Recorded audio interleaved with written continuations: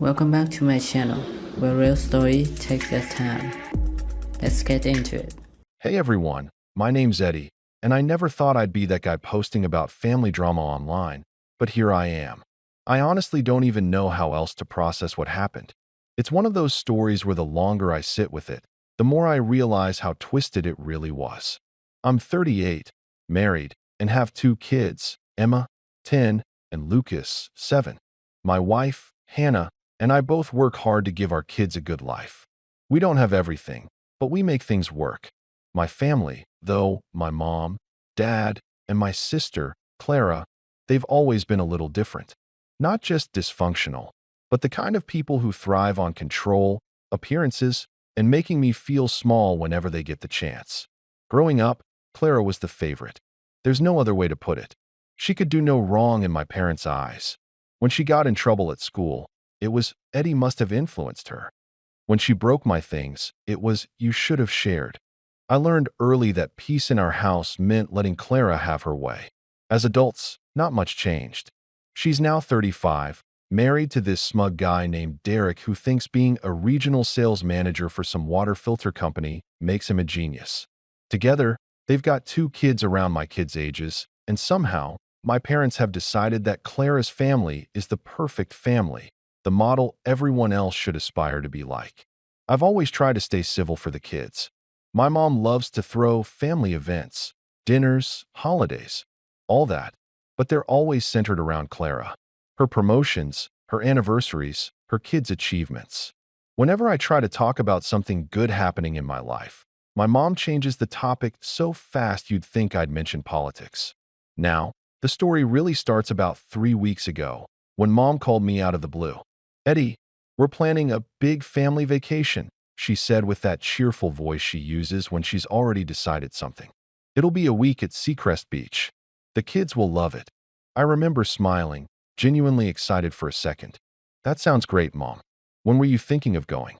She went on and on about how it would be so nice for everyone to spend time together. My parents, me and my family, Clara and hers. She mentioned a nice beach house, a private pool, even a boat rental day. For once, it sounded like maybe she actually wanted to include all of us equally. So Hannah and I rearranged our schedules. She took vacation time from work. I did too. We even told the kids, and they were thrilled. Emma immediately started talking about sandcastles and matching swimsuits with her cousin, and Lucas was already packing his toy sharks.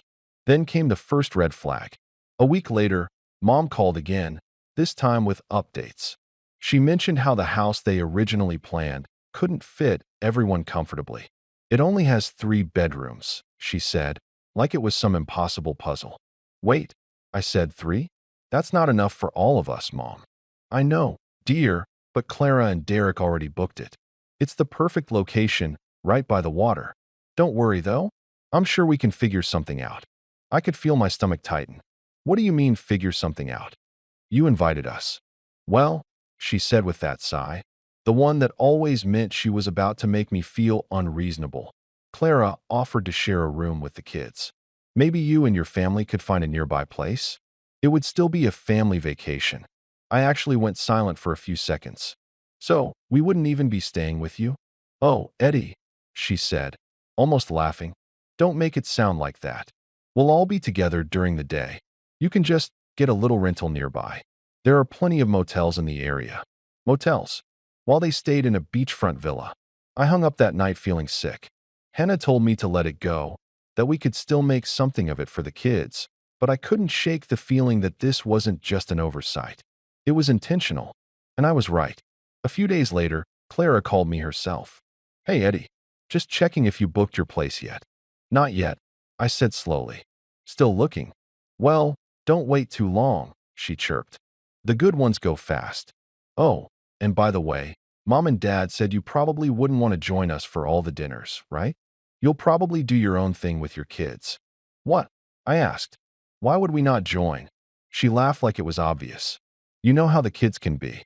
You'll want early nights, beach naps, all that. We're doing a few adult-only nights, seafood, cocktails, that kind of thing. You'd probably get bored. The thing about Clara is that she always says insulting things in this fake sweet tone, so you can't even argue without sounding defensive. But I knew exactly what she meant.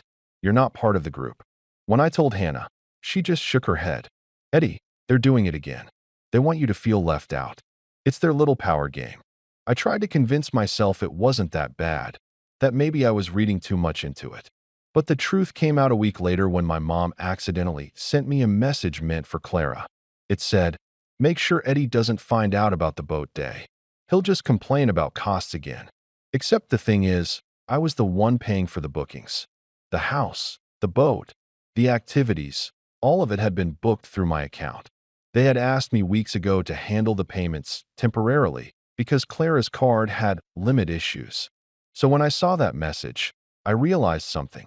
They had used my card to plan a trip they never even intended for me to attend. And that was just the beginning. Because the day before the family vacation started, my mom called me one last time, cheerful as ever. "Eddie, you don't need to come after all. We didn't want you to feel uncomfortable since you'd be staying somewhere else. We'll take plenty of pictures, though." I didn't even know what to say. My kids were crushed. Emma cried herself to sleep that night, asking why Grandma didn't want her there. That's when something in me snapped. I didn't yell. I didn't argue. I just opened my laptop, logged into the travel account, and started clicking. I sat there staring at my computer screen, my fingers frozen over the keyboard, heart pounding in a mix of anger and disbelief. The glow from the monitor lit the dark living room as the rest of the house stayed quiet, too quiet. Hannah had finally managed to get Emma and Lucas to bed after another round of tears, and all I could think about was how I'd let my family hurt my kids again. It wasn't even about the vacation anymore. It was about years of being treated like an afterthought. The forgotten one. The one they only called when they needed something. I scrolled through the list of bookings, the beach house, the boat rental, the seafood restaurant reservations, the parasailing experience. All under my name. All charged to my card. I remembered how my mom had said, "You don't mind covering it for now, right? I'll send you the money once Clara sorts out her account." Of course, that money never came. And now, they were using my money to exclude my family completely. I clicked on the first reservation, the house. It was a luxury beach villa, oceanfront, private access, everything you'd expect from a high-end family trip. My stomach tightened when I saw the total amount.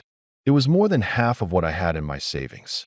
I hovered over the cancel reservation button. For a second, my conscience whispered that maybe I should let it go, that I'd regret it later. But then I thought of Emma's face earlier that night, the way she'd asked, "Dad, did Grandma forget about us?" And how Lucas had tried to make her stop crying by promising they could build sandcastles in the backyard instead. That image erased any hesitation. Click. Booking canceled. Refund initiated. Then I moved to the next one. The boat rental. I remembered Clara bragging about how Derek had found the best captain in town, acting like she'd planned the whole thing herself. I canceled it too. One by one. Every reservation disappeared from the list. Every trace of the vacation they'd built on my dime. By the time I was done, my breathing had steadied. It was almost calming, methodical, like I was reclaiming something that had been stolen from me. Hannah walked in quietly, still in her robe. She looked at me, her expression soft but wary. "You did it, didn't you?" I nodded. "Every booking. Gone." She didn't look shocked, just relieved. "Good," she said after a moment. They needed to be reminded that they can't treat you like that forever. But it wasn't over. I knew my phone would start ringing as soon as they realized what happened. So I set it down on the table, face down, and went to bed. The next morning, the calls began. First, there were a few missed calls from Mom. Then texts, at first polite. "Eddie, there's an issue with the bookings. Did something happen?" Then, more urgent. "Eddie, answer me now. The villa says everything is canceled. What did you do?" By noon, I had messages from Clara too. Her tone was less restrained. "Eddie, this isn't funny. The trip starts tomorrow. You need to fix this right now." Then, "You've completely ruined everything. The kids are devastated." I actually laughed at that one. Her kids were devastated? Mine hadn't even been allowed to go. I didn't respond. I just let the messages pile up. By 3 p.m., there were so many notifications I had to mute my phone entirely. It wasn't until early evening that I finally picked up, and only because my sister called from an unknown number. "Eddie, she screamed the second I answered. You destroyed everything. The villa, the boat, the reservations. They said the payment was refunded to you. What's wrong with you? I kept my voice calm, almost too calm. What's wrong with me? You mean what's wrong with you, Clara? Don't start with that, she snapped. You can't just. Actually, I can, I cut in. You used my card for a trip you intentionally excluded me from. You lied. You let my kids think they were going, then told Mom to uninvite us at the last minute. You think I was going to just sit here and fund your vacation? There was a pause on her end, and when she spoke again, her voice was dripping with that condescending tone I'd heard my entire life. You're so dramatic, Eddie. It wasn't that deep. We just didn't have space at the house. You could have found somewhere else nearby. I let out a small laugh, the kind that comes from disbelief more than humor. Clara, it wasn't about space.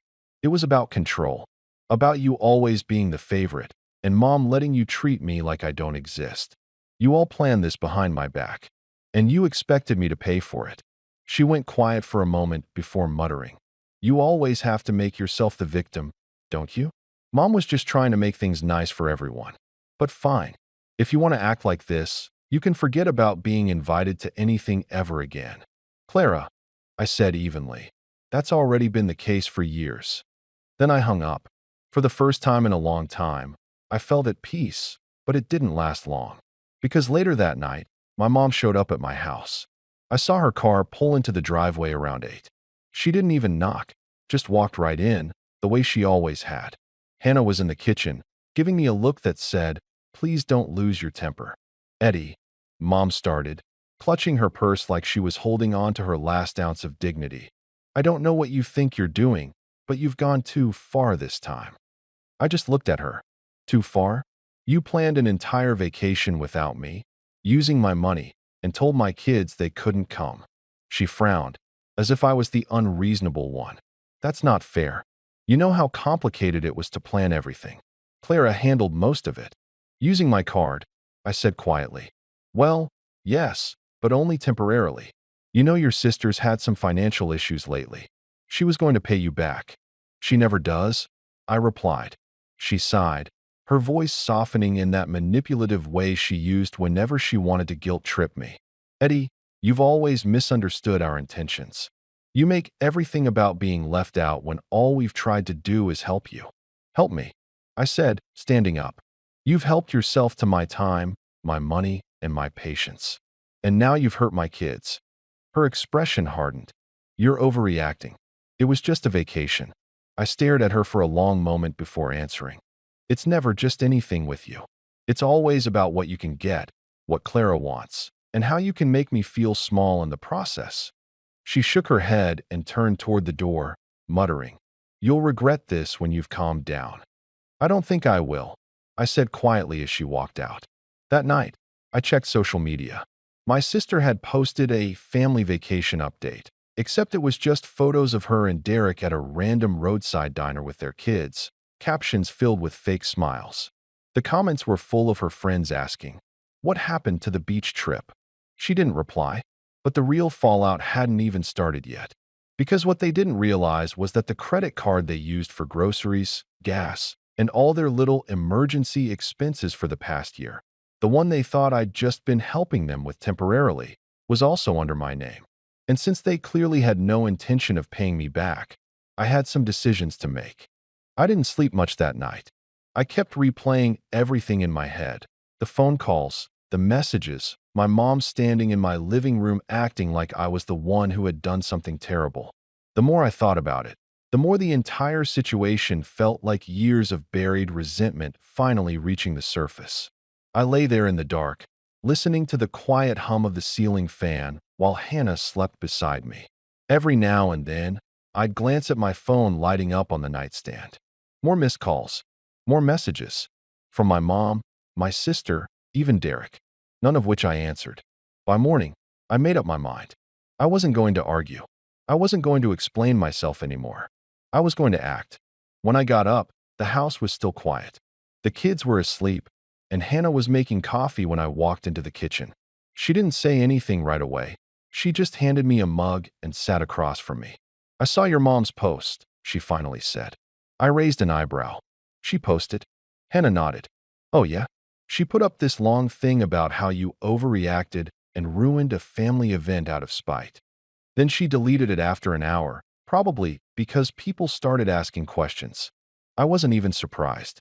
That was my mom's favorite thing to do, play the victim publicly, then quietly remove the evidence when people started poking holes in her story. I took a slow sip of coffee, then said, I think it's time they feel what it's like to lose control. Hannah looked at me carefully. What are you thinking? I'm just taking back what's mine, I said. No more free rides. No more pretending I don't notice. Because here's the thing. Over the years, I'd helped my family more than I should have.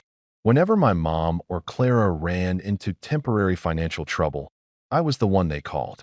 I'd co-signed a small loan for my parents when their old car broke down. I'd added Clara as an authorized user on one of my credit cards so she could get by during maternity leave years ago. And somehow, that arrangement had never been canceled. She just kept using it. I tried to set boundaries before, but my mom always guilt-tripped me. Eddie, your sister just needs a little time. Don't be so cold-hearted. Then Clara would chime in with, I'll pay you back soon, promise, followed by months of silence. So when I logged into my bank account that morning and saw nearly $600 worth of charges from Clara in the past week alone, I didn't even hesitate. I froze the card. Then I called the credit company and had every connection to her name removed. The woman on the line confirmed it. All authorized users have been deactivated. Any future transactions will be declined immediately. Perfect. I sat back, letting out a long breath. It felt satisfying. Not out of revenge exactly, but out of reclaiming something that should have been mine all along, control over my own life. By noon, I got the first text from Clara. Eddie, my card isn't working. Did something happen to the account? I didn't reply. 10 minutes later, another message. Eddie, I'm serious. It keeps getting declined. I'm at the store with Mom. This is really embarrassing. Still, I said nothing. I spent the rest of the afternoon playing board games with the kids, trying to enjoy the peace before the inevitable explosion. It came around 5 p.m. The front door burst open without a knock, again. My mom and Clara stood there, both visibly angry. Clara had her phone in her hand, waving it like evidence in a trial. What did you do? She demanded before I could even say hello. Hannah looked up from the couch, startled, but I motioned for her to stay calm. What are you talking about? I asked. My card. Clara snapped. It's not working. I tried to pay for gas, groceries, even the hotel for tomorrow night. Declined every time. The bank said I've been removed from the account. Then they must have made a mistake, I said calmly. You shouldn't have been using it in the first place. Her mouth fell open. Excuse me. I stood up slowly. That card was under my name. You were only supposed to use it for emergencies years ago. You've been charging things on it without permission. Mom stepped forward, crossing her arms. Eddie, that's not true. You said it was fine. You told us it was easier that way. I turned to her. No, Mom, you told me it was easier that way. And every time I tried to stop, you made me feel like a terrible person for saying no. Clara scoffed. You're being ridiculous. It's not like I was buying luxury stuff. Just groceries and things for the kids. Then you should have used your own money, I said. Her voice went up an octave. We were already struggling after the cancellation. Do you know how much the kids cried when we told them the trip was off? You could have just fixed it instead of ruining everything. Clara, I said, my voice steady. You used my money to plan a vacation that you deliberately excluded me and my kids from. You lied about it, and you got caught. That's on you, not me. She stared at me, speechless for a moment, then turned to Mom. See? This is what I mean. He twists everything around. He's trying to make me look bad. Mom didn't even hesitate. Eddie, you've always had a jealous streak when it comes to your sister. You know that. That sentence hit me harder than I expected. I think because it was so familiar. I'd heard it my entire life. When I got good grades, you're jealous of your sister's social skills. When I got a promotion, you just want to compete with Clara. When I tried to set boundaries, you can't stand it when she does better than you. For a second, I almost let myself shrink back the way I used to. But then I saw Hannah behind them, watching quietly, her eyes saying don't back down this time. So I didn't. You know what, Mom? I said slowly. Maybe I am jealous, but not of her life. I'm jealous that you've given her unconditional love and support for everything she's done, even when she hurts people. I'm jealous that no matter how much she lies, you find a way to excuse it. And I'm jealous that my kids have to watch their father get treated like he doesn't belong in his own family. The room went silent. Mom opened her mouth, then closed it again. Clara's expression faltered for a moment, like she wasn't used to me pushing back. Finally, she snapped, "You're just bitter because you can't stand not being the center of attention." I laughed, quietly, but enough to make her flinch. "You've been the center of attention since the day you were born, Clara. The problem is, you mistook that attention for entitlement." Mom suddenly straightened her shoulders, her voice sharp. "That's enough, Eddie. You're talking about your sister. She's family." I nodded slowly. "And what are we?" I asked, gesturing to Hannah and the kids' photos on the wall. "Because you sure don't treat us like family." That must have struck a nerve, because Mom's tone softened again, switching tactics. "Eddie, please, let's not make this worse. Your father's already upset about the vacation. Clara didn't mean for any of this to happen. Can't we just move on?" "Move on?" I repeated. "You mean, pretend nothing happened, like always?" She sighed. "Sometimes that's what family does." I looked at her for a long moment. "Then maybe it's time I stop being your kind of family." The color drained from her face. "What's that supposed to mean?" "It means," I said carefully, "that I'm done. No more cards, no more money, no more last-minute favors. You and Clara can handle your own mess from now on." Mom's lips pressed into a thin line. "You'll regret this, Eddie. Family doesn't turn its back like this." I met her gaze. "You turned yours a long time ago." They left soon after, slamming the door behind them. For a while, I just stood there in the quiet, staring at the door. Hannah came over and slipped her hand into mine. "You did the right thing," she said softly. "I know," I replied. "I just never thought it would come to this." We spent that evening with the kids, making homemade pizza and watching a movie together, something simple but genuine. And even though I was still angry, I realized I finally felt free. But peace with people like my mom and Clara never lasts long. The next morning, I got an email from my dad. A short one. No greeting, no explanation, just a single line. "You went too far this time. Your mother is heartbroken." I stared at it for a while, feeling that familiar ache in my chest. But before I could even reply, another email came in, this one from the credit company. Apparently, someone had tried to reopen the account using my personal information. The attempt had been flagged as suspicious and blocked automatically. I didn't need to guess who it was. I closed my laptop slowly, a cold wave of realization washing over me. They weren't just angry, they were retaliating.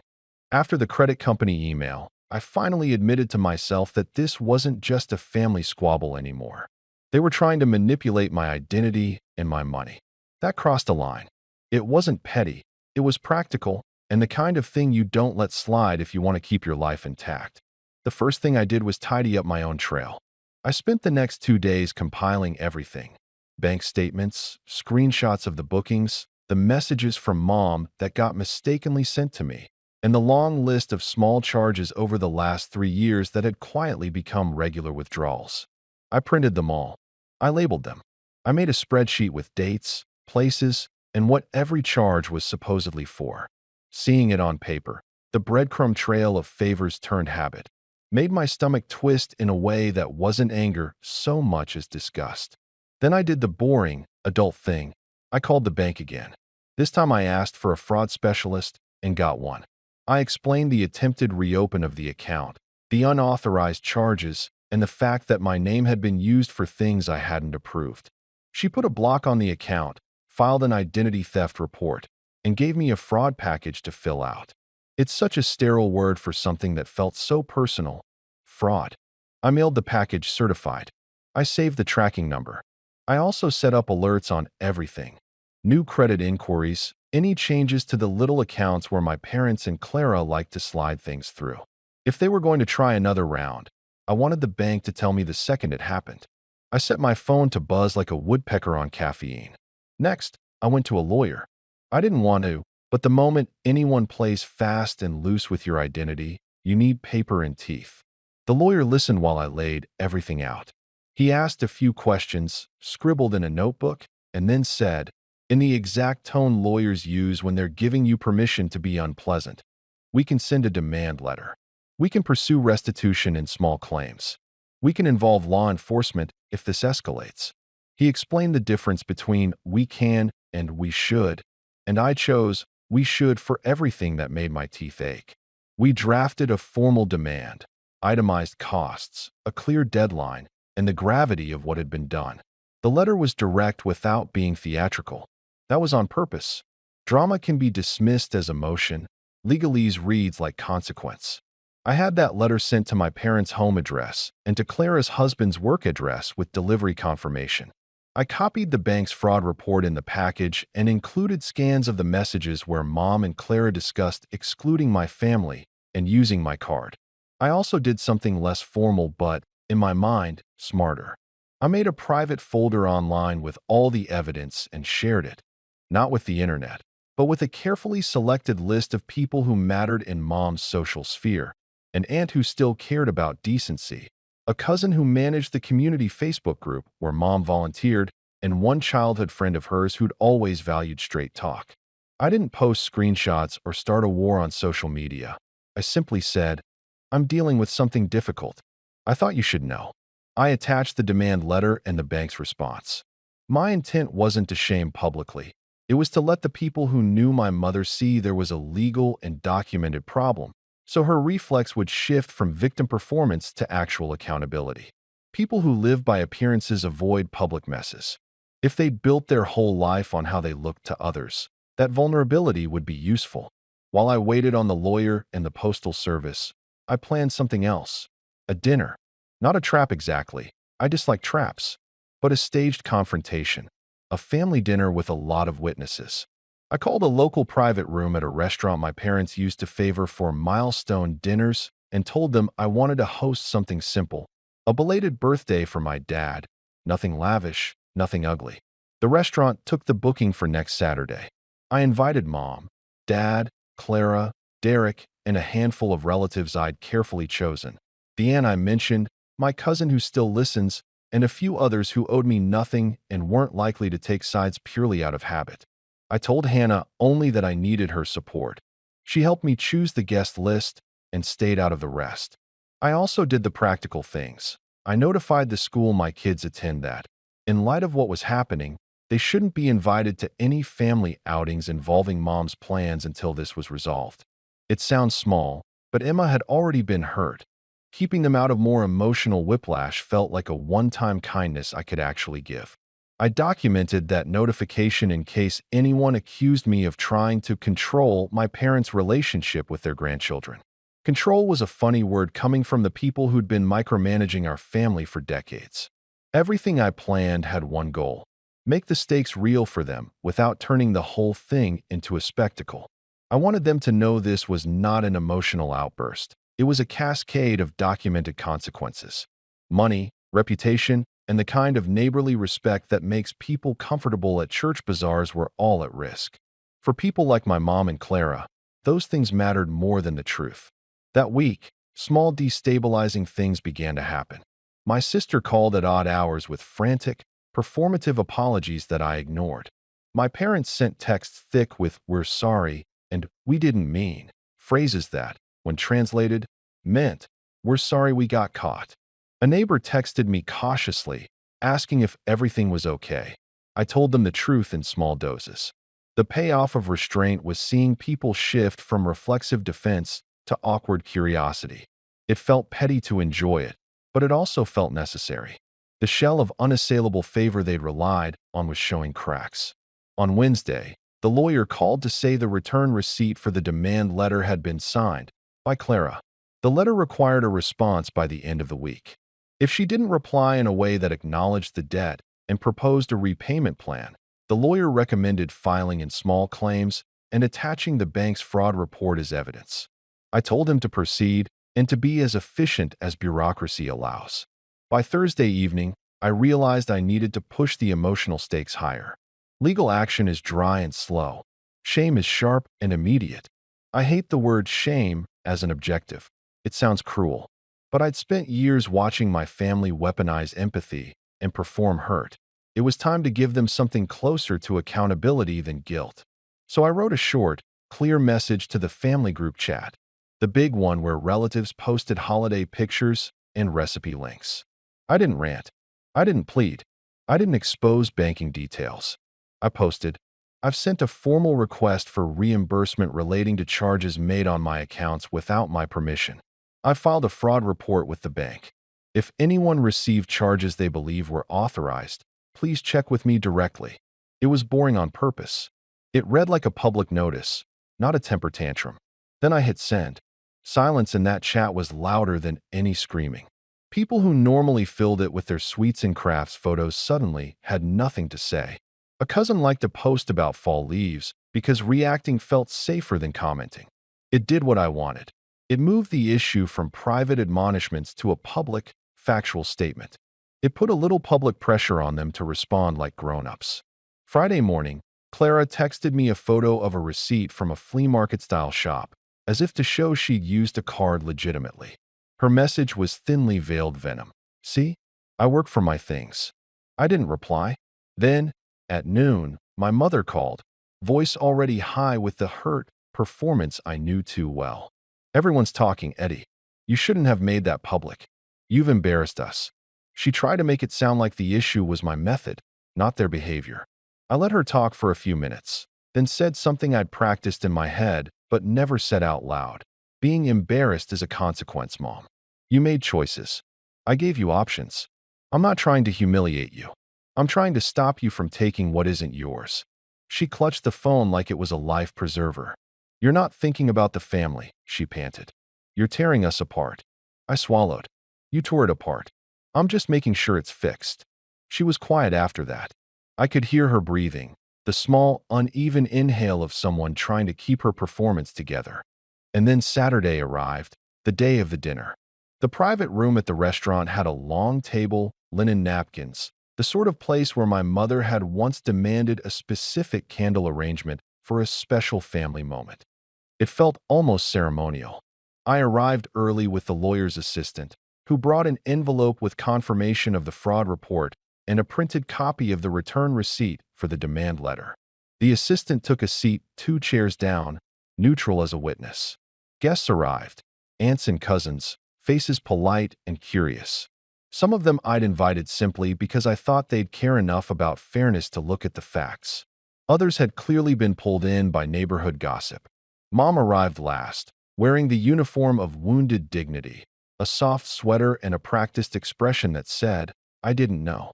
Clara came with Derek 5 minutes later, and she walked in like someone who'd rehearsed shock and outrage for this exact moment. We ate quietly at first. Henna sat beside me and gave me the smallest squeeze under the table. My heart was loud in my ears, but my hands were steady. When the main course ended and coffee was being poured, I stood up. I felt the room bend toward me like pages turning. I put the envelope on the table in front of Mom and Clara and, without theatrics, said, I have something to show you. It's not about making you look bad. It's about making this stop. That was where I caught their eyes, Mom's flinch, Clara's jaw tightening, and where I stopped writing this part of the story. Because what I did next was the moment everything pivoted from legal paper to human consequence. I set the envelope down and looked up at everyone. And the way they looked back at me is something I'll never forget. When I set the envelope down, you could feel the room change, like someone had closed a door we'd all been leaning on for years. Mom's smile faltered. Clara's hand tightened around the edge of the tablecloth until her knuckles blanched. A few relatives shifted in their seats like they were watching something they hadn't signed up for. Before anyone could fill the silence with spin, I opened the envelope. Inside were copies of the bank's fraud report, the return receipt showing Clara had signed for the demand letter, screenshots of the messages where Mom and Clara discussed keeping us out of the trip, and a spreadsheet I'd printed that laid out every unauthorized charge over the last 3 years. Groceries, utility top-ups, a weekend hotel, birthday presents, emergencies that lined up suspiciously with their paydays. Every item had dates, vendor names, and amounts. No invective, no pleading, just facts, like a ledger of favors that had quietly become theft. I didn't read them all out loud. I let the envelope speak through its presence. Then I said, slowly, so everyone would hear, "This is why the family vacation was booked in my name. This is why I canceled it. This is why I froze the account. You used my money. You lied about inviting my kids. You told them Grandma didn't want them there. That's not an accident. That's a choice." Clara's face went red. "You can't do this," she hissed. "You're tearing the family apart in public." "It's not public," I said. "I gave you private notice. I gave you time to respond. You ignored it until it became inconvenient to keep pretending." I looked at the aunt who'd always been reasonable. She'd been quiet, watching, and she nodded just barely, as if she'd been waiting for confirmation more than drama. A cousin from the community group let his jaw drop. Someone else in the corner, who'd been an acquaintance of Mom's at the volunteer group, folded their hands and looked uncomfortable. That's when the lawyer's assistant stood and, with a neutral tone that made everything sound official and finite, explained the next steps. "If an agreement is not reached by next week, we will file in small claims. The bank's fraud report is documented. At that point, court records will exist and will seek restitution and fees." There was no menace in his voice, just a procedural certainty that rang louder than any screaming. Mom's eyes filled. It wasn't the soft, theatrical waterworks I'd seen before. It was panic. "Eddie, please," she said, voice small. "We can fix this. Clara will pay you back." "We'll?" She trailed off because she knew she was promising something she rarely delivered. Clara stood up, the chair scraping against the floor like the finality of a gavel. "I'll pay him back," she said. "I swear. I'll sell things. I'll." Her promises tumbled out, but the spreadsheet was already on the table between us like a map of everything she'd been avoiding. I could see her calculations begin and end with excuses I'd heard for years. I didn't want to humiliate them. I wanted accountability. So I laid out the terms we'd offered in the demand letter: itemized repayment, a timeline, and an immediate return of funds for the week's vacation and the fraudulent charges on that card. I told them that if they failed, I would proceed with small claims and pursue all available remedies. I made no threats I didn't plan to act on. That's the thing about being ready to follow through. People either change behavior or reveal themselves further. Over the next week, everything accelerated. Clara and Derek tried a few things: tearful texts to relatives, a clumsy attempt by Derek to call my job and paint me as dramatic, and even a post on the family group chat with a photo of Clara's kids and some saccharine caption about family time that read like damage control. None of it worked the way they expected. The aunt I'd shared things with quietly offered to mediate. The cousin who ran the community page privately messaged me asking if I'd considered counseling for the family, not because he wanted me to back down, but because he wanted everyone to take responsibility. People who'd once reflexively taken Mom's side either went quiet or began asking questions. Clara made an attempt at a repayment plan, but it was incomplete and written in a way that assumed I'd relent. The lawyer called, saying it wasn't acceptable. We filed in small claims. It felt weird to be doing something I'd always resisted, taking family to court. But there's a point where apologies and promises become part of the problem. I'd reached it. Court was simple and precise. I presented the spreadsheet, the bank report, and the signed return receipt.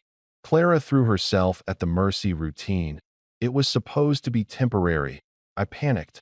I didn't mean it, and my lawyer's questions cut through the stories. The judge asked for clarification on any charges that were contested. There weren't many. The evidence read like a story of convenient forgetfulness. In the end, the judge ordered restitution, full repayment of the documented charges and court fees, with a payment schedule enforceable through wage garnishment if necessary. Watching the judge deliver that order is not a moment I expected to savor, but I did. Not out of cruelty, out of relief.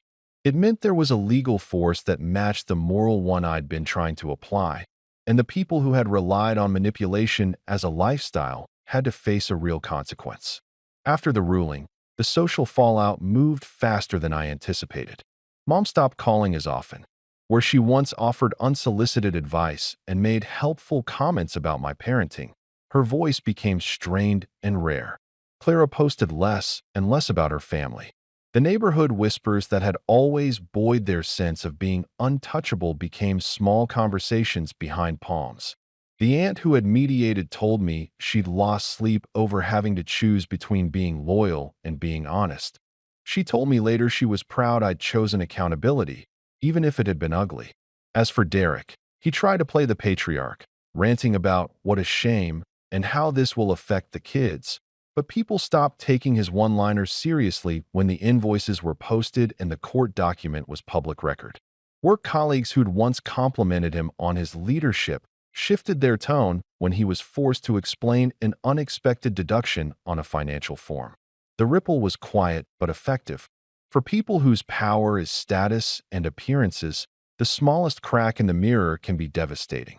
In practical terms, I got a large portion of the money back. The bank refunded the charges they could, the court ordered restitution, and Clara's partial repayment, forced by the order, came through over the next few months. It didn't restore everything. Some small charges were never recoverable, but enough of it came back that my savings stabilized. More importantly, my access to my own financial accounts remained secured and my identity intact. The lawyer closed the fraud report after the court judgment and the bank's compliance. Paperwork after that was anticlimactic in a way that felt healthy. Forms filled, boxes ticked, the literal administrative cleanup of something that for years had been a slow, corrosive drain. The emotional cleanup was different.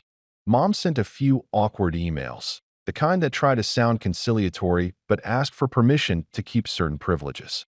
"We're still family," she wrote. "I'd like to see the kids sometimes." I didn't respond right away. I wasn't cruel. I was careful. I told Hannah I needed to be deliberate about rebuilding trust, not performative about it. We drafted boundaries together. No unsupervised visits, no overnight stays, financial independence enforced, and clear consequences for crossing those lines. It was painful to write those rules to our own parents, but it felt necessary. Clara pleaded for a fresh start publicly and privately, but I recognized the pattern. She issued a statement on social media that looked like regret but avoided responsibility. It was the same voice that had told Emma she'd have matching swimsuits and then deleted the invitation a week before. I refused any grand reconciliation. Not because I wanted to hurt her, I don't relish the suffering of anyone, but because the repeating harm of promise, then take, is a pattern you stop enabling if you value yourself and your kids. My decision was what it was. No forgiveness extended as a shortcut to peace. They would have to earn anything beyond basic civility. The kids healed slower than I expected and faster than I feared. Emma and Lucas were guarded at first, wary of excited promises and sudden plans. But we rebuilt trust through small reasons: a weekend at a quiet lake, Sunday pancake mornings, long bike rides with no agenda. Grandma's texts asking to take them for an ice cream were now filtered. We only accepted when there were specific plans and guarantees. Over time, their laughter came back without the tremor of previous disappointments. That, for me, became the real measure of whether any of it had been worth the trouble. Community opinion split in small, predictable ways. Some relatives stopped inviting us to events. Others let conversations resume on neutral topics. The local volunteer group quietly reassessed certain responsibilities my mom had once held. People who had benefited from Mom and Clara's spotlight now had to deal with a new dynamic where accountability mattered more than optics. That ripple effect wasn't violent. It was steady and practical. For folks who relied on being seen as perfect, the new unspectacular reality was worse than any single public reprimand. A few months after the court decision, Mom showed up at my door one afternoon with a box of old family photos and a shaky attempt at conversation. I accepted the photos and listened, distantly, as she tried to talk about how we used to be. She asked if she could take the kids to a school play. I said no. I told her she could come to the next recital as an invited guest in a supervised, public capacity. She blinked, like someone meeting a version of me she hadn't expected, steady, clear, and unwilling to be led back into old dynamics. She left with the photos and a small, brittle "I understand" that I didn't feel was quite true. But I realized something in that moment. I didn't need her to understand to protect my family. The protection itself was the point. As for Clara, the court-ordered repayments continued sporadically. Derek grew quiet at community events. They retreated into a smaller orbit. They were not exiled in any dramatic way. They still lived nearby, still ran into relatives at the grocery store, still liked pictures of their kids posted by well-meaning friends. But the sense of entitlement, the comfortable assumption that favors would always be extended without reciprocity, was broken. That change felt like justice, rather than vengeance. So what's the situation now? Financially, most of the unauthorized charges were recovered via bank refunds and the court's restitution order. My accounts are secure. I have tighter boundaries and a new financial routine that's all mine. Legally, there's a public small claims judgment on record. It's not a dramatic headline, but it's enforceable, and that mattered to me. The bank kept the fraud report on file. Any further attempts to reopen accounts would trigger alarms. Socially, Mom and Clara remain in our lives in a limited way. I don't ban them from seeing their grandchildren altogether. I prefer to keep relationships possible but safe. Visits are structured, unsupervised time is not allowed, and financial interactions are off the table. They can be part of our world only under the rules we set. Emotionally, I'm relieved and weary. The relief comes from having my boundaries respected and my kids protected. The weariness comes from the knowledge that some people don't change just because they're caught. They adapt to consequences and keep their core patterns. I don't forgive them for what they did, not because I want to punish, but because forgiveness would be a shortcut that teaches my kids that being treated like that is acceptable. Instead, I chose accountability and distance. The kids, they're happier, less anxious, more secure. That's the thing that ultimately mattered. My wife and I focused on rebuilding normalcy and trust through tiny, stubborn acts of consistency. People asked me later if I regretted making things public, taking them to court, or ending the loose, enabling arrangements that had existed for years. I thought about all the times my kids came home hurt because grandma had promised something and then canceled with a shrug.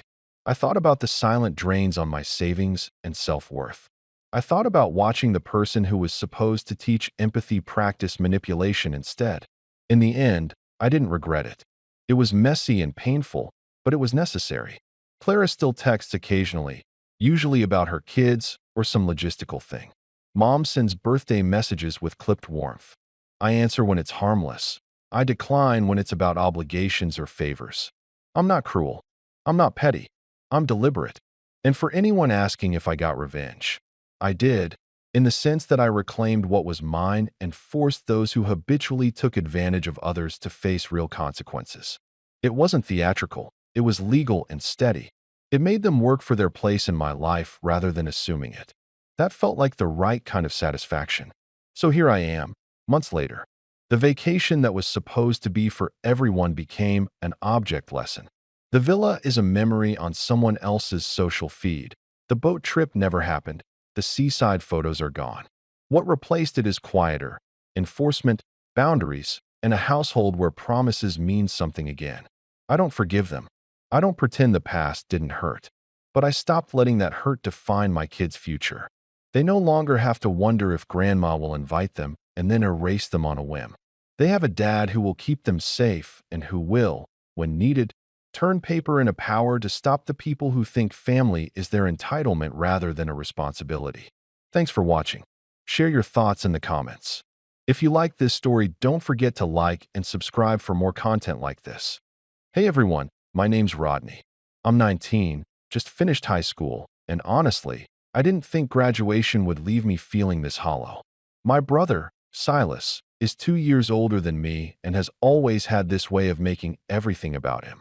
My parents, well, they've never really hidden that they favor him.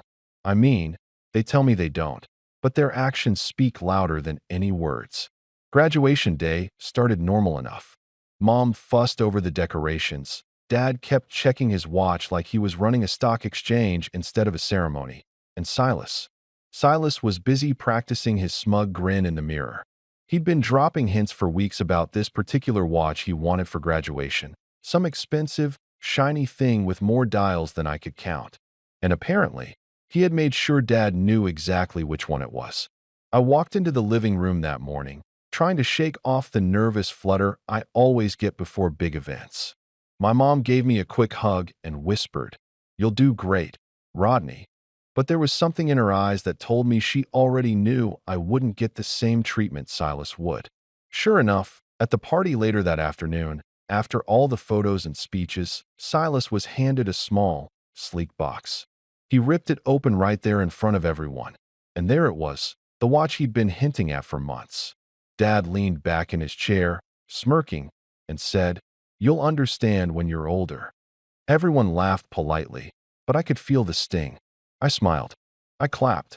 I said congrats, even though it hurt. I tried to pretend it didn't bother me. I watched him parade around, twisting the watch on his wrist, showing it off to distant relatives who didn't know any better. Every word he said, every grin he flashed, felt like a little needle in my side. I thought about the nights I spent helping my parents with chores, studying extra hours, never asking for anything, just being invisible, and now being rewarded with nothing. By the time the party started to wind down, I couldn't hold it in anymore. I excused myself and went outside to get some air. The cool evening did nothing to calm the knot in my chest. I stared at the sky, trying to tell myself that this wasn't the hill I wanted to die on, that maybe my time would come. Then I heard my dad's voice behind me, casual, almost playful. "Rodney, you're still lucky, don't forget." I turned, looked at him, and simply smiled. Not a fake smile, not one hiding hurt, but the kind that comes from realizing you've finally stopped playing by their rules. I didn't say anything. I didn't need to. Something had shifted that night. Something in me that had quietly simmered for years finally decided it had had enough. I wasn't going to be the quiet, overlooked son anymore. I was done pretending that their approval, or their gifts, meant anything to me. I woke up the next morning with the same tight feeling in my chest, but it wasn't anger anymore. It was more like clarity. For years, I had been doing everything the right way: good grades, polite manners, extra chores, staying out of trouble, while Silas got praised for barely showing up, and my parents seemed to beam at his every achievement.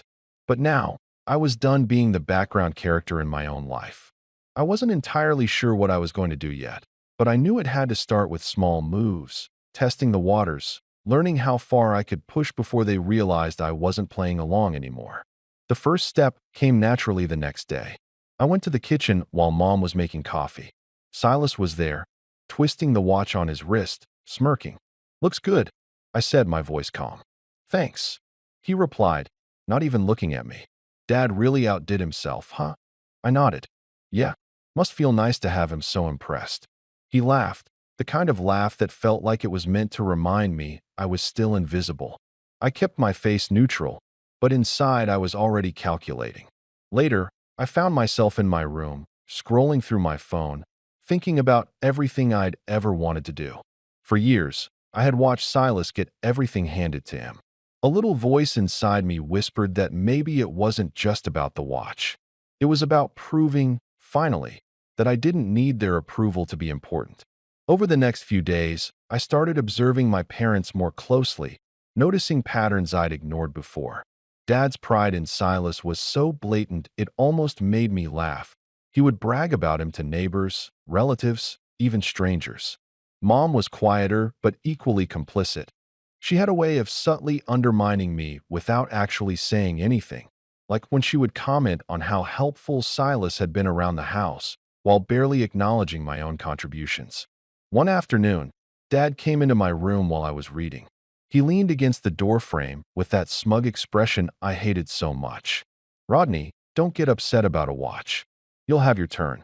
I closed the book slowly, looked him straight in the eye, and said, "I don't want a turn, Dad. I'm done playing your game." He blinked, surprised, like he hadn't expected me to speak up. Then, as if brushing it off, he said, "You'll understand one day. Don't forget, you're still lucky." I just smiled. There was no bite, no desperation in it, just calm. And in that moment, I realized how powerless I had felt all these years, and how much control I could reclaim by simply refusing to let them dictate my worth. The next week, I started acting differently around them. I stopped volunteering for extra chores. I stopped trying to impress them with my grades or achievements. And most importantly, I stopped letting Silas' constant gloating get under my skin. At first, Dad and Mom seemed mildly annoyed. Dad would give me a pointed look during breakfast, like he was expecting me to break down and plead for approval. Mom would sigh quietly when Silas made some accomplishment seem monumental, glancing at me as if to say, "See, you should try harder." But I didn't budge. Every small jab they tried, I deflected silently. I made them uncomfortable simply by existing without performing for their approval. Then came the turning point. Silas, of course, noticed the shift immediately. He stormed into my room one evening, still wearing that cursed watch, his face red. "What's your problem?" he demanded. "You're acting weird. You're ignoring me, and you're different. What's going on?"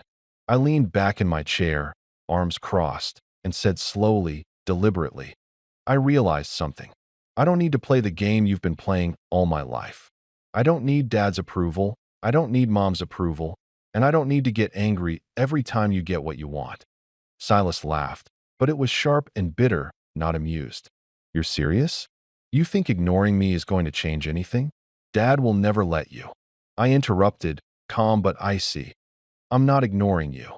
I'm done letting you control how I feel. That's the difference." For the first time, I saw fear, or maybe just confusion, flash across his face. He wasn't used to me standing up like this.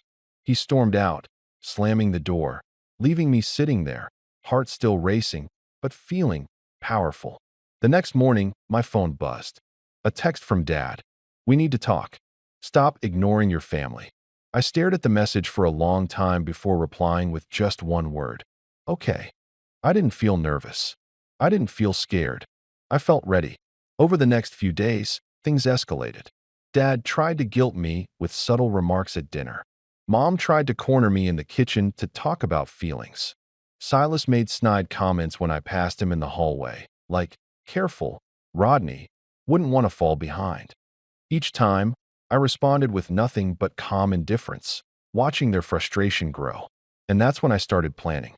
Not out of anger, but out of strategy. I began keeping track of every time they undermined me, every instance of favoritism, every moment Silas gloated or Dad smirked. I wrote it down in detail, not for anyone to see yet, but to have a record. The longer this went on, the more I realized how deeply rooted the favoritism was, and how careful I would have to be if I wanted to actually turn the tables. It wasn't about revenge in a loud, dramatic sense. Not yet. It was about control, about taking power away from them in ways they couldn't anticipate.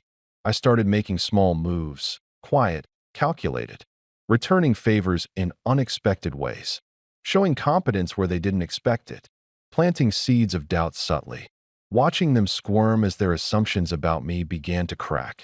I could see it already, their smirks faltering, their confidence in Silas slightly shaken, and it made me realize just how much potential I had if I played it right. But the real test came the night of the family dinner a week later.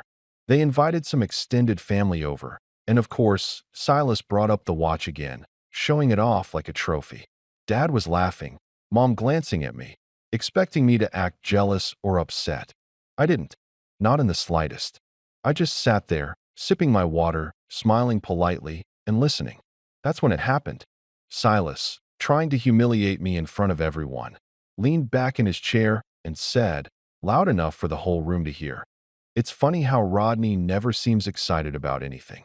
Maybe he's just not ambitious enough." The room went silent. I could feel the weight of every eye on me. Mom's expression was strained, like she wasn't sure whether to defend him or me. Dad's smirk had vanished, replaced by that tense, calculating look he always gets when something isn't going his way. I set down my glass slowly, and when I spoke, it was quiet, calm, and deliberate. Ambition doesn't need to be loud, but it does need to be effective. Everyone froze. Silas' face went pale, and even Dad looked taken aback. That was the first time in years that I'd seen him unsure of what to say. I didn't raise my voice. I didn't try to explain. I just let it hang in the air. After that night, everything shifted. It wasn't dramatic at first. There was no shouting, no confrontation. But there was a crack in the foundation of my family's dynamic, a subtle uncertainty I could feel radiating from Dad and Silas. I could see it in Dad's eyes whenever he tried to assert control and I didn't respond the way he expected. I could see it in Silas' face whenever he attempted a dig and I stayed calm, unbothered. Even Mom, who always tried to smooth things over quietly, started hesitating, as if unsure how to handle me now. I spent the next few weeks observing more than I acted, testing my family, seeing what reactions I could provoke without speaking out loud. I noticed patterns I had never paid attention to before. Dad's pride in Silas was not just casual. It was performative, a way to demonstrate to the world that Silas was his chosen child. Every word he said to me, every compliment he withheld, every sly smirk when Silas succeeded was a piece of a puzzle I was slowly putting together. Mom's favoritism was subtler, but no less impactful. She would remark on how responsible Silas was, how helpful he had been with little chores, all while barely noticing anything I did. I started small, testing their boundaries. I stopped volunteering for things around the house. When Silas tried to drag me into his conversations about college plans or future responsibilities, I nodded politely but made no comment. When Dad asked me why I hadn't finished a minor task, I didn't defend myself. I just calmly pointed out that I had already done what was required. The pauses, the moments of silence, the lack of reaction, they made them visibly uncomfortable. Silas, of course, didn't take it well. He began escalating, trying to provoke me with snide comments. One night, during a family movie night, he leaned over and whispered so only I could hear, "You'll never be as good as me, Rodney. Dad says it all the time. Maybe one day you'll understand what it's like to be like me." I smiled. Calm, quiet, controlled. "I don't need to be like you, Silas. I just need to be better than your expectations." He froze for a second, then tried to laugh it off. But I could see it, the tiny flicker of fear, of confusion. He wasn't used to me standing my ground. Dad, on the other hand, was starting to get impatient. His casual smirk was becoming tighter, forced, brittle. I could sense the subtle panic behind it. I knew him well enough to see it. He was beginning to understand that his favorite strategy, keeping me compliant through approval and small rewards, was no longer working.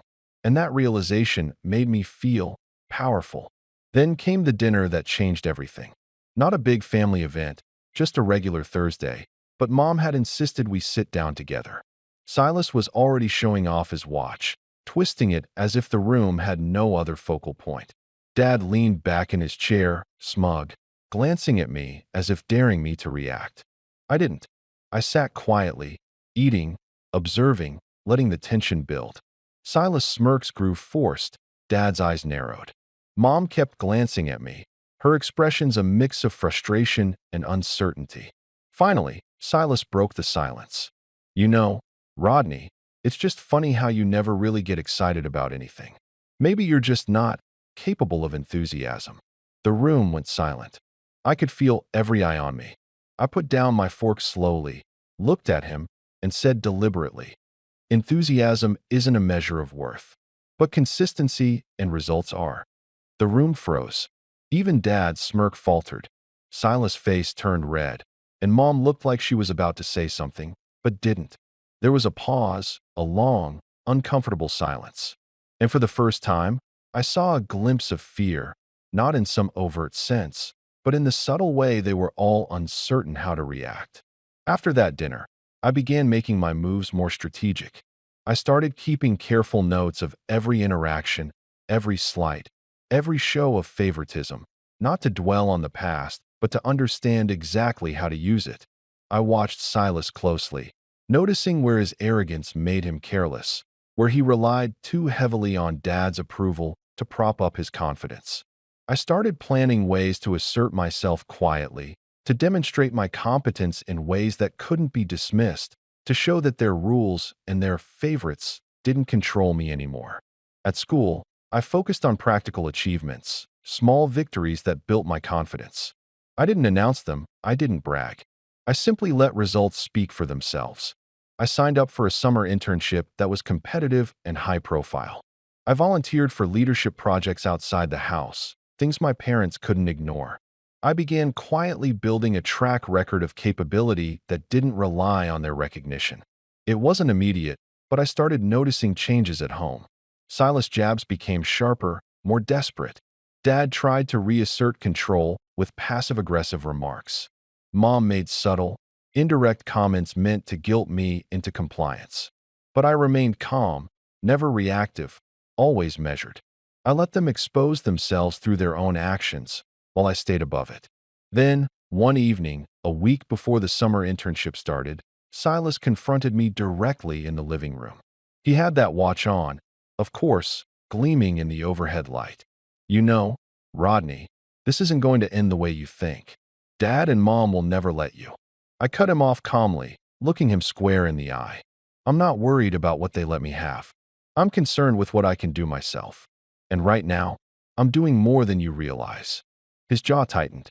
His usual smirk was gone. And for the first time, I could see the doubt. He had no idea what I was planning, no idea how I was quietly shifting the power dynamic. Dad, who had been watching from the armchair, finally spoke. "Rodney, this attitude, it's ungrateful. Don't forget, you're still lucky." I smiled again, calm, deliberate. "I know exactly how lucky I am, Dad. And that's why I'm not wasting it on trying to be what you want me to be." The room was tense. You could almost hear the air crackle. Mom's lips pressed into a thin line. Silas' fists clenched on the armrests of his chair, and Dad looked like he was trying to calculate his next move in real time. And that's when I realized something crucial. They had underestimated me for years. They had assumed that compliance, fear, or the promise of approval would keep me in line forever. They had no idea that for me, the quiet patience, the observation, the restraint, I had been preparing all along for this moment. I didn't know exactly how it would unfold, but I knew this. The power balance had shifted. Silas was no longer untouchable. Dad was no longer completely in control. Mom's subtle manipulations no longer worked on me. I had become a force they hadn't anticipated, one they couldn't easily manage. And yet, even as I sat there, calm, collected, and seemingly in control, I could feel the tension inside me. I knew the next steps would require precision. One wrong move, and all of this could collapse. One miscalculation, and I'd be back to being invisible. So I waited, patient, watching, planning. For weeks I moved like a shadow around the things that had always mattered to my family.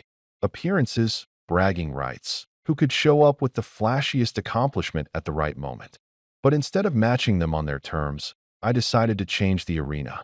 The internship I'd quietly landed wasn't glamorous on paper. It was in a small but well-regarded design firm downtown, the kind of place that actually taught you skills and expected results. I spent every spare hour there learning, asking questions, and doing the work nobody noticed, which is exactly how I learned to do useful things fast. My supervisor, Mara, was sharp and quietly impressed by my reliability. She started to trust me with client-facing tasks, then with small presentations, then with a real responsibility. I was put in charge of a community project pitch that could win the firm both reputation and a small grant. It was nerve-wracking, but it gave me a tangible thing to point to. Not just, "I'm ambitious," but "I deliver." I didn't announce any of that at home. I didn't need to. My whole point was to accumulate credibility they couldn't manufacture with smiles and a watch. Instead, I let my work do the talking. I documented everything: emails, meeting notes, design drafts, the client's approval. I saved every message that acknowledged my contributions. Not out of spite, though part of me enjoyed the thought that I was building ammunition, but because facts are hard to argue with. When the time came, facts would speak louder than Dad's smirk. While I built credit at work, I also built small alliances in town. I helped with a volunteer night at a youth center and met people who mattered in subtle ways. A council member, a local journalist who wrote human interest pieces, the owner of a gallery that hosted small exhibitions. None of them cared about my family status. They cared about competence. They liked that I followed through. Those relationships would be useful later, and I cultivated them as carefully as I'd written down every slight from home. At home, the dynamic got more brittle. Silas doubled down on his performative wins, more flashy social media posts, more stories about opportunities handed to him. Dad got louder in public, turning even mundane conversations into backpats for Silas. Mom tried to smooth things with her usual soft voice and small, ambiguous compliments that were never quite for me. It was infuriating, but mostly because they refused to see me as anything other than the quiet kid who should be grateful. I began planting the seeds that would let me expose them without seeming like I'd sprung a trap. First, I started dropping hints at the right time to the right people. When Mara offered me the chance to present our pitch at a small community meeting, I asked if I could bring a colleague. She agreed, on the condition that the colleague be familiar with the project. I named one of our junior leads, Leah, and suggested she come as moral backup. Then, discreetly, I mentioned the meeting to the gallery owner and the local journalist during separate conversations, framing it as a community event where a young professional was presenting an innovative solution. Both said they might stop by if their schedules allowed. It was all tentative, nothing concrete, but it let me imagine an audience that wasn't my family and that didn't owe my parents anything. At home, I started to manage impressions. I was careful to be calm and composed when Dad tried to needle me. When Silas bragged, I listened and asked practical follow-ups that revealed the shallowness of his claims. "Oh, so you managed the submission process? Who signed off on the paperwork?" He'd hem and haw. I'd smile and say, "Interesting," and then note it down. People around him were starting to notice the cracks, the things he couldn't track, the vagueness behind his confident tone. My silence did the rest. When he couldn't find firm answers, the room filled in the blanks with suspicion. One small victory came from an unexpected angle. At a neighborhood gathering my parents were hosting, the kind of thinly veiled show for extended family and neighbors, a woman named Claire from the youth center came up to me and said, "I saw your name on the project list. I heard you were presenting on Tuesday. That's brave, congratulations." Her eyes were warm and genuine. She didn't know my name from social media or my father's boasts. She knew me because I'd shown up for 2 nights and painted a mural with kids. That little validation felt like oxygen. I didn't relish humiliation. I wanted accountability. My plan wasn't to humiliate Silas for the sake of it. It was to expose the way my family's rewards had been allocated and to reposition myself in a place where their narratives didn't matter. I wanted to show them, and anyone who'd ever silently agreed with their script, that their version of success was not the only version. I wanted the facts to be visible enough that they couldn't easily wave them away. The opportunity came faster than I expected. A distant cousin was getting married in a month, and the whole family was expected to attend a rehearsal dinner. These events were Dad's favorite stage.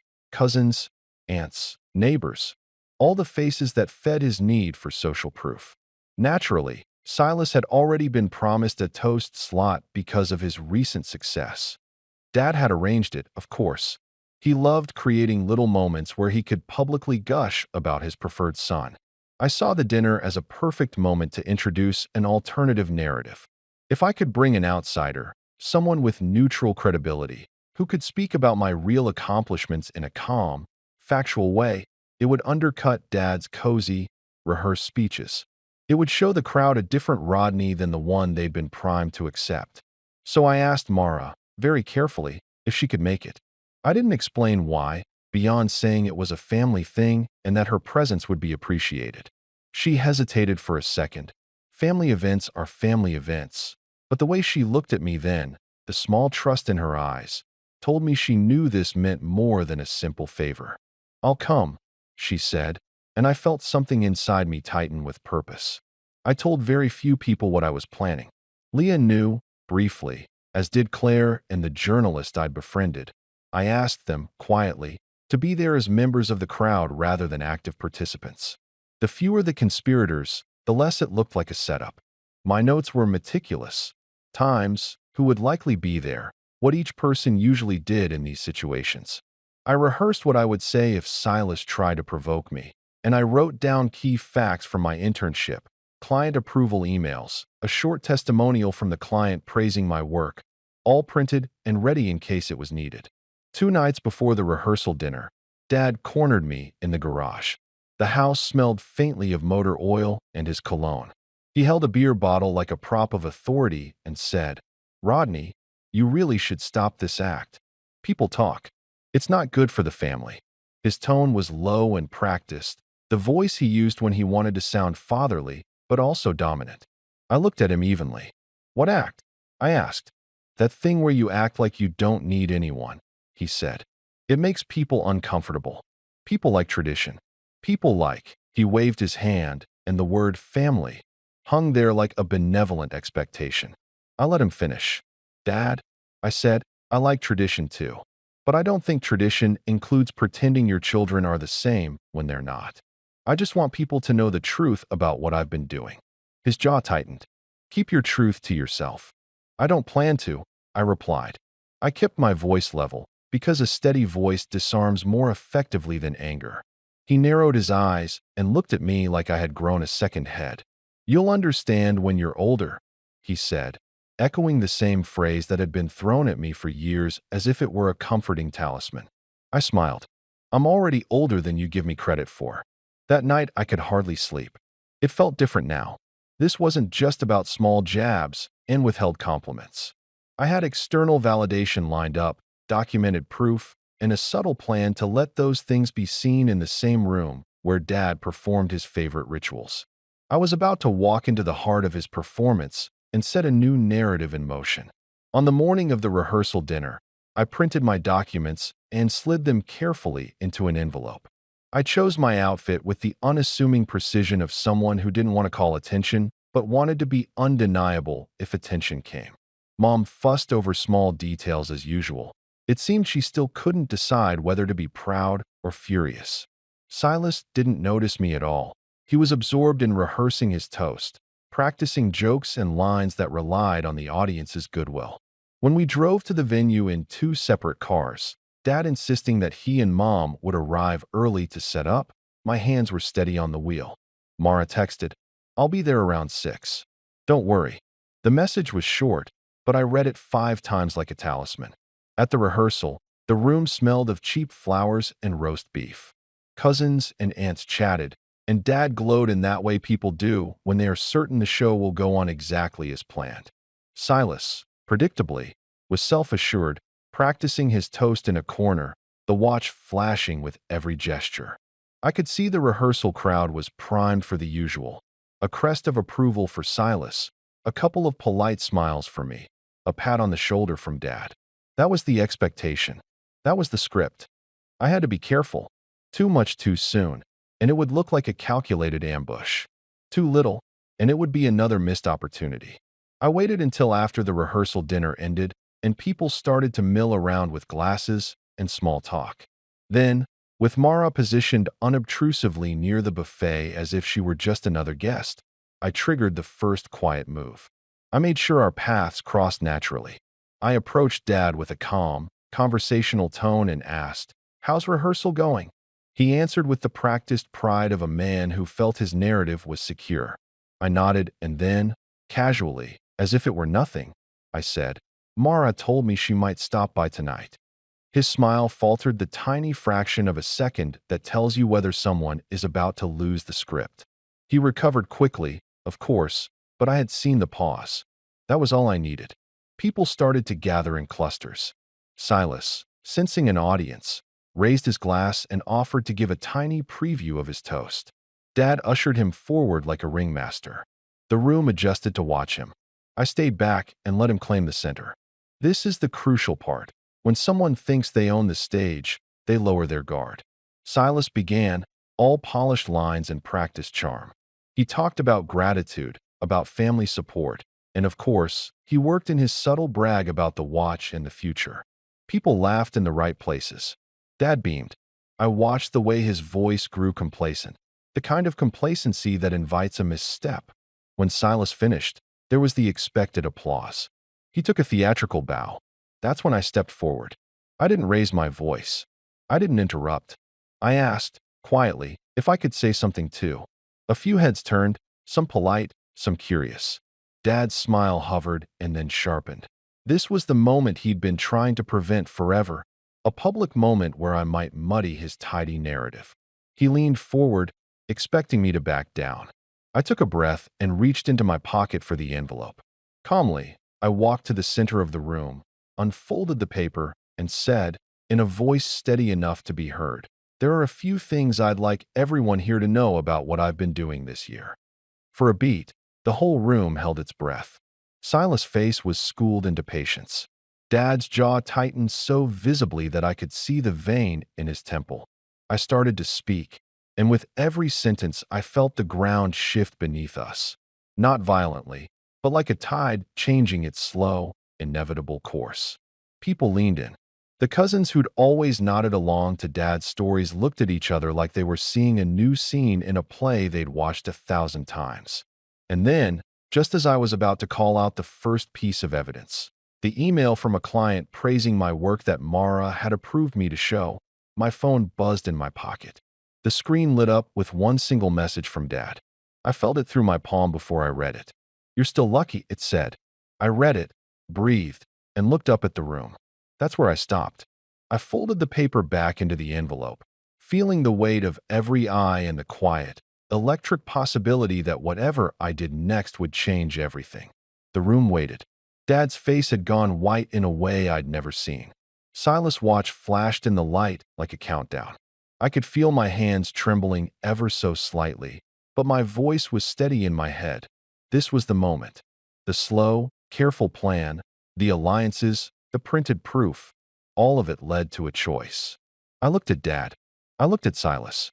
I looked at the people who had always been on the sidelines, the neighbors, the aunts, the one or two people who had seen me do the work when nobody else cared.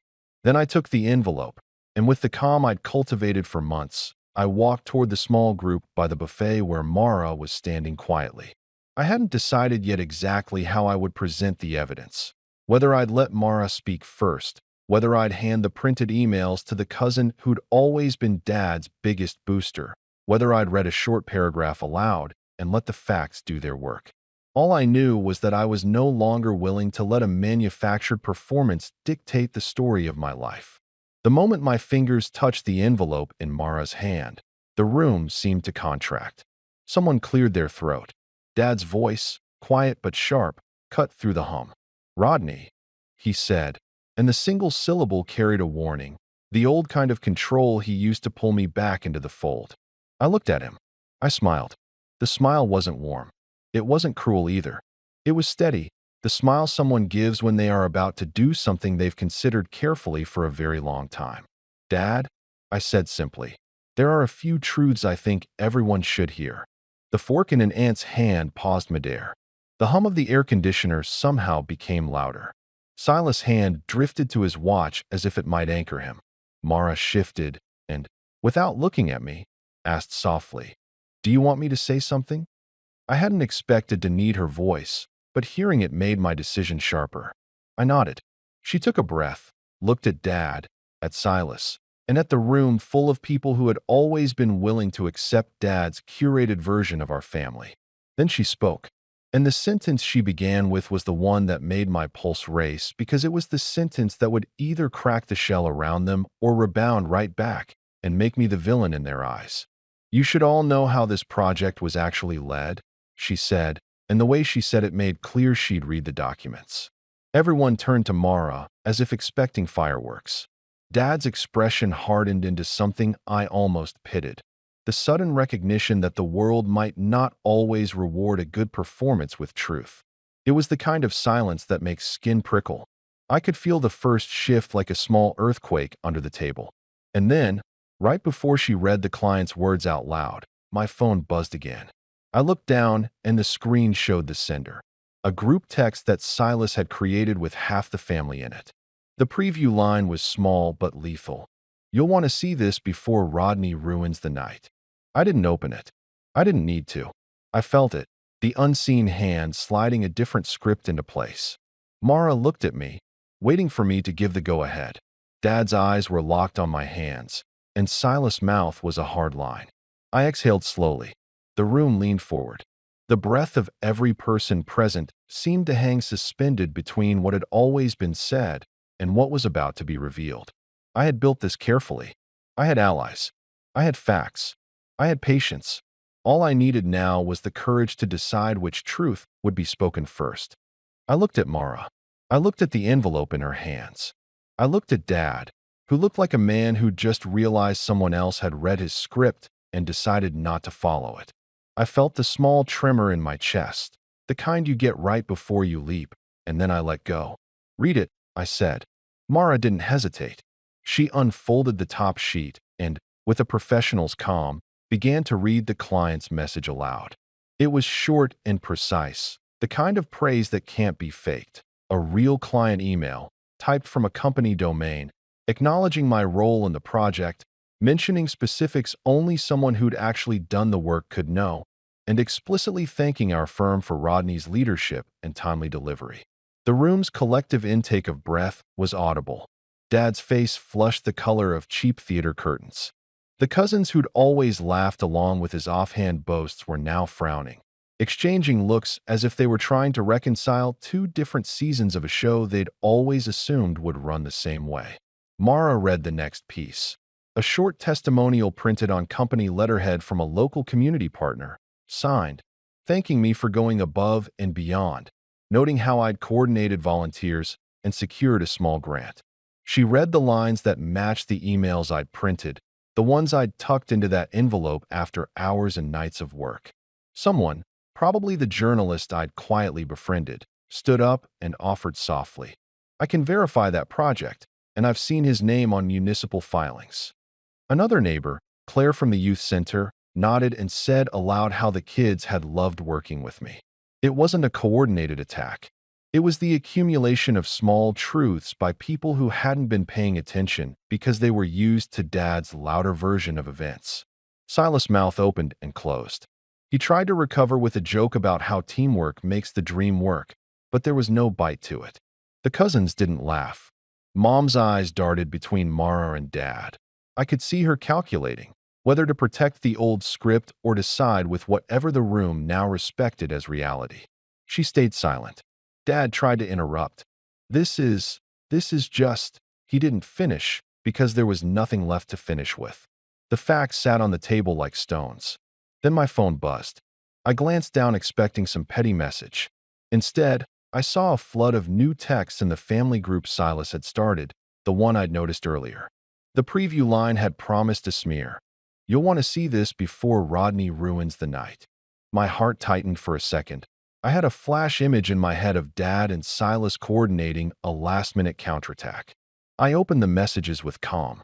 It was a chain of screenshots. Silas' attempt, earlier that week, to exaggerate his role in a trivial volunteer sign-up. Screenshots taken out of context to make it look like he'd done more than he actually had. Someone in the group had added a caption meant to discredit me. "Typical Rodney, drama."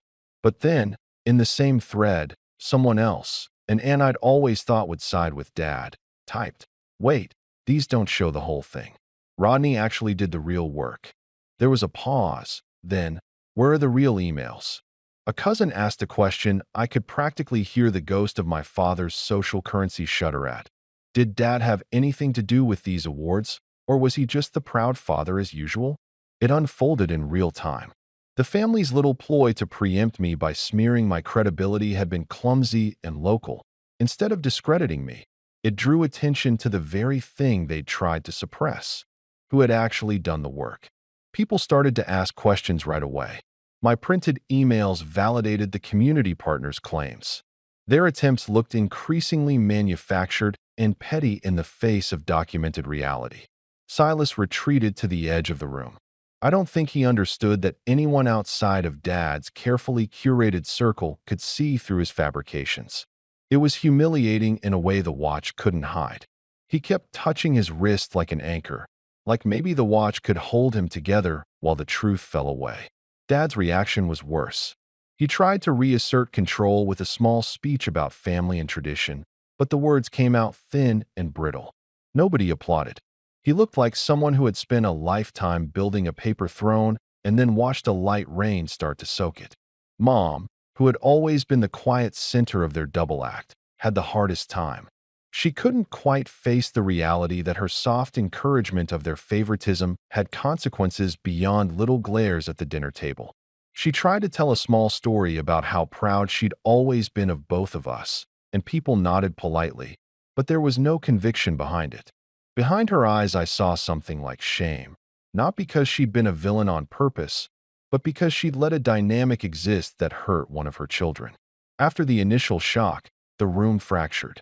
Some relatives cornered Dad quietly, asking direct, uncomfortable questions about how much he'd been publicizing Silas' supposed achievements. A cousin I'd always respected, the one who worked as an HR manager, pulled Silas aside and asked pointed questions about his accomplishments that he couldn't answer with specifics. The journalist asked for a short statement for a local piece that very night, not out of malice, but because the story had genuine community interest.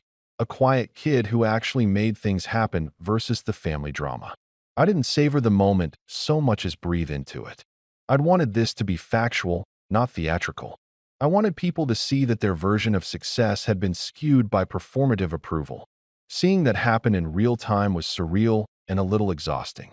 After the rehearsal, the wedding went forward 2 days later, but it felt different. People kept pulling me aside to congratulate me in private. Neighbors, the gallery owner, even a woman who'd once been one of Dad's most faithful listeners. They told me how refreshing it was to see someone measured and competent. I realized how starved I was for that kind of recognition. Not a staged pat on the back, but people acknowledging what I'd actually done. Silas retreated further. The watch didn't disappear immediately. He kept wearing it for a few more weeks, like armor. But you could see the change. He was quieter at family gatherings. He started missing the gatherings more often, citing plans or late shifts. When he was there, his jokes fell flat. It became painfully obvious to people who'd always accepted his swagger that behind it was a thinness they hadn't bothered to ask about. Dad's path was different and messier. At first, he tried damage control, private calls, thinly veiled apologies, the kinds of defensive phrases he used when he wanted to sound reasonable without admitting fault.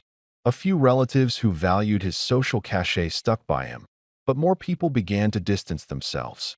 His reputation as the guy who knew how to host and show off slowly unraveled into a quieter, less enviable thing. The man who'd publicly elevated one son at the expense of the other. That's not a scandal that people shout about, but it changes how neighbors nod at you in the grocery store line. Mom took it hardest in private. She called me the next week, voice shaky, telling me she'd been trying to reach me for days. I listened. She tried to explain that she'd only ever wanted what was best, that she'd been scared of making waves. I let her say what she needed to say, and then I told her, gently and clearly, "Don't ask for forgiveness you haven't earned, Mom. I'm not interested in being fixed by half-truths." She cried softly on the phone, and I did not soften. She'd had years to notice, to change, to do the hard things. She hadn't. That didn't mean I wanted to torture her. It meant I had to protect myself. She asked what I wanted. I told her, plainly, space. Accountability. Honest changes, not just talk. She promised things she probably meant in the moment. I didn't take that as absolution. I could detect the old patterns already trying to creep back in her voice. As for Silas, the fallout hit him where it mattered, in the real world beyond our family room.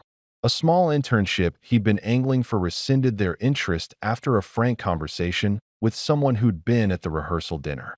He texted me once later, trying to explain, to defend himself, to blame timing and miscommunication.